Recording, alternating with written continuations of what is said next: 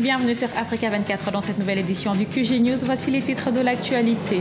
Le 4 septembre 2017, c'est la date fixée pour la rentrée scolaire au Cameroun. À quelques jours du démarrage des cours, le gouvernement rassure la population anglophone sur fond de tension avec les activistes. En Afrique, les capitaux étrangers injectés sur de nouveaux projets ont augmenté de 40% en 2016.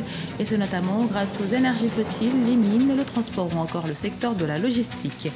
Et puis retour sur la première édition du Globe d'Or qui s'est achevé le 27 août à Brazzaville. Cet événement qui promeut l'athlétisme dans la capitale congolaise contribue également à l'éclosion des jeunes talents. À quelques jours de la rentrée scolaire prévue le 4 septembre 2017, le gouvernement du Cameroun rassure. Selon les autorités, les dispositions sont prises pour une reprise sereine des cours et dans les régions du nord-ouest et du sud-ouest particulièrement, l'État a renforcé sa présence. Les précisions de notre correspondante Viviane Baoken.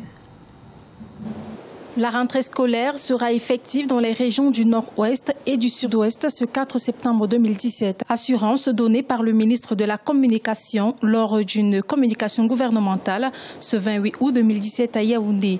Cela en dépit des différents appels au boycott. Selon le gouvernement, les forces de l'ordre et les responsables administratifs seront tous mobilisés pour une bonne rentrée scolaire. Au plan sécuritaire, les autorités administratives, les forces de défense et de sécurité, les responsables municipaux, les élites et autres autorités morales, les syndicats et l'ensemble de la communauté éducative sont tous mobilisés à l'heure actuelle pour que cette rentrée scolaire se déroule en toute sérénité et que la sécurité des familles, des biens et des édifices publics soit pleinement assurée. Pour apporter des solutions efficaces aux revendications formulées par les enseignants du sous-système anglophone au Cameroun, de nombreuses mesures ont été prises par les autorités du pays. Et sans pour autant être exhaustif, les mesures suivantes ont été mises en application ou sont en cours d'application. Le déblocage par le ministre des Finances de la subvention spéciale de 2 milliards de francs CFA. L'intégration dans le corps de personnel de l'éducation nationale des enseignants ayant exercé comme contractuels depuis 2005-2006. L'affectation de 1552 diplômés de l'école normale supérieure et de l'école normale supérieure de l'enseignement technique dans les lycées et collèges du sous-système anglophone. Au-delà des réformes apportées, le gouvernement camerounais continue de signifier son entière disponibilité à écouter toutes sortes de revendications selon le respect de la loi en vigueur. En Afrique, les capitaux étrangers injectés dans les nouveaux projets ont augmenté de 40%, soit plus de 92 milliards de dollars.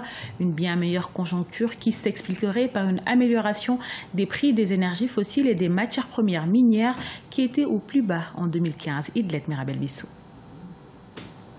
Les capitaux étrangers injectés pour de nouveaux investissements en Afrique ont connu une hausse de 40% en 2016, selon le rapport 2017 sur les investissements en Afrique. Selon des observateurs, la croissance des nouveaux secteurs d'investissement s'explique par une amélioration des prix des énergies fossiles et des matières premières minières qui avaient chuté en 2015. Pourquoi il y a eu beaucoup d'argent? C'est que il y a de très grands projets qui ont été mis sur le continent africain et ces projets-là nécessitent beaucoup d'argent. Donc, ce qui fait qu'effectivement, on a eu cette masse financière qui a augmenté, mais le nombre de projets s'est restreint puisque c'est sur 1, 2, voire 3 projets que l'essentiel de l'argent a été investi. Par contre, les secteurs qui fonctionnent, c'est le secteur de la logistique, de la distribution et du transport.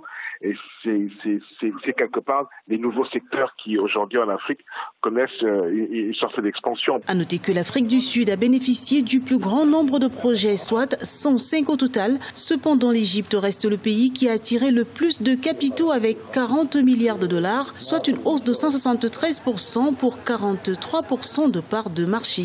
Dans un élan de développement inclusif, le partenariat public-privé facilite les échanges en ce qui concerne les investissements en Afrique. Il n'y a que le partenariat public-privé qui, pour nous, pourrait permettre naturellement à l'Afrique et à nos investissements de connaître un certain boom en avalant justement ce taux de chômeurs qui n'ont pas les conditions nécessaires pour pouvoir s'insérer dans le tissu social, dans le tissu économique, parce que tout simplement, les dispositions à la matière en Afrique constituent encore des préoccupations majeures.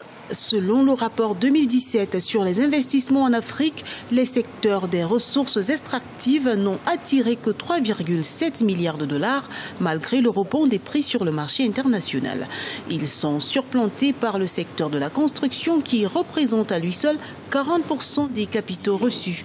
Le secteur de la logistique, distribution et transport en termes de capitaux a mobilisé 12,8 milliards de dollars. C'est le secteur qui a donc bénéficié du plus grand nombre de projets, soit une hausse de 24%. 657 millions de francs CFA, c'est le montant débloqué par le Fonds d'énergie durable au Burkina Faso, porté par la Banque africaine de développement. L'initiative entend aider le pays dans sa politique énergétique, dont l'accès à l'énergie reste l'une des problématiques phares pour atteindre le développement durable. Précision, Siamlo Victoria Setchi. Au Burkina Faso, le Fonds des énergies durables pour l'Afrique lancé par la BAD vient d'approuver l'octroi de plus de 657 millions de francs CFA en faveur des mini-réseaux. Ce financement visant à faciliter l'accès à l'énergie renouvelable permettra de renforcer les actions d'intervention du Fonds de développement de l'électrification mis en place par le gouvernement afin d'accélérer le processus de croissance verte. Les nouvelles alternatives aux énergies fossiles, notamment le solaire, sont d'importantes opportunités pour le Burkina Faso, dont la température varie de 16 à 45 degrés Celsius sur une période de plus de 6 mois. Un nouveau modèle commercial pour le déploiement de mini-réseaux à base d'énergie solaire va débloquer des investissements dans les 3000 localités identifiées dans le programme du pays. Au Burkina Faso, le taux de couverture électrique en 2015 était de 34%, avec une forte disparité entre les milieux urbains et ruraux en matière d'accès à l'énergie. Cette nouvelle subvention va donc permettre de financer la politique énergétique du pays. Le milieu rural est caractérisé par l'inexistence des réseaux électriques. Et donc l'énergie solaire a cette particularité-là qu'elle est décentralisée. Et facilement, elle permet donc d'accéder au maximum déjà à milieu rural et permet à ce que le maximum donc de population en milieu rural puisse avoir accès à l'électricité à moindre coût. Les initiatives du gouvernement burkinabé à travers le Fonds de développement de l'électrification ont déjà permis l'installation de près de 50 mini-réseaux gérés par des coopératives agricoles. D'ici à l'horizon 2020, le gouvernement ambitionne de faire passer le taux d'électrification national à 45% et le taux de couverture électrique du territoire national à 85%. À la page sport, la République du Congo a accueilli la première édition du Globe d'Or qui s'est achevée le 27 août à Brazzaville. Cet événement, qui avait pour but de rassembler la jeunesse de la capitale autour de l'athlétisme, a vu la participation de plusieurs athlètes qui en ont profité pour améliorer leurs performances individuelles. Reportage de notre correspondant Deva Panzo. Natacha Ngoy a encore confirmé sa suprématie sur le sprint congolais en remportant le trophée de la première édition du Globe d'Or avec 200 points ce dimanche 27 août 2017 à Brazzaville, et ce grâce à ses succès aux 100 mètres lors des différents meetings. C'est vraiment bon, c'est vraiment super. C'est que seulement le travail, je respecte le programme de travail, tu dors beaucoup, tu prends d'eau beaucoup. Plusieurs disciplines ont été représentées au cours de cette édition du Globe d'Or. Les athlètes congolais qui ont participé aux derniers Jeux de la francophonie ont été préparés par cette compétition qui a été lancée en juin 2017. Le Globe d'Or a aussi permis la détection des jeunes talents. Depuis des mois, je suis en train de m'entraîner sur ça. Vu que j'avais eu des petits soucis au niveau du tendon, j'avais une blessure que j'ai fait 2 mois et demi environ. Bon, le temps que je puisse me rattraper, c'était déjà trop tard. Quand vous êtes deuxième, c'est normal d'être dessus. C'était normal par rapport au temps. Bon, je ne sais pas le barème. J'ai gagné toute la compétition.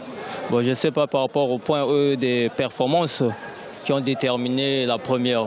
Après la réussite de ce pari par les organisateurs, la nécessité d'étendre la prochaine édition aux athlètes d'autres départements que Brazzaville est devenue capitale.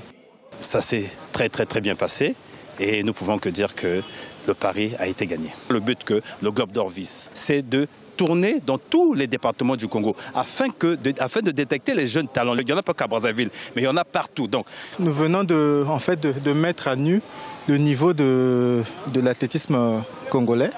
On peut s'en féliciter pour un coup d'essai, mais beaucoup de choses restent à améliorer. La deuxième édition du Globe d'Or se tiendra en 2018. En attendant, les athlètes ont eu la compétition dans les jambes pour boucler la saison sportive avec les championnats nationaux qui auront lieu à Brazzaville du 1er au 3 septembre 2017. Il fera probablement partie des joueurs africains les plus chers de l'histoire du football. Le joueur guinéen Naby Keita, sociétaire du club allemand Red Bull Leipzig, il jouera pour Liverpool à partir de juillet 2018. Les deux clubs ont trouvé un accord pour le transfert du Guinéen âgé de 22 ans. Le montant de la transaction n'a pas été dévoilé, mais il tournerait autour de 51,9 millions d'euros selon la presse britannique. Ce journal a été réalisé par l'ensemble de la rédaction. Nous vous remercions pour votre fidélité. Dans un instant, une nouvelle édition de l'actualité sur Africa 24.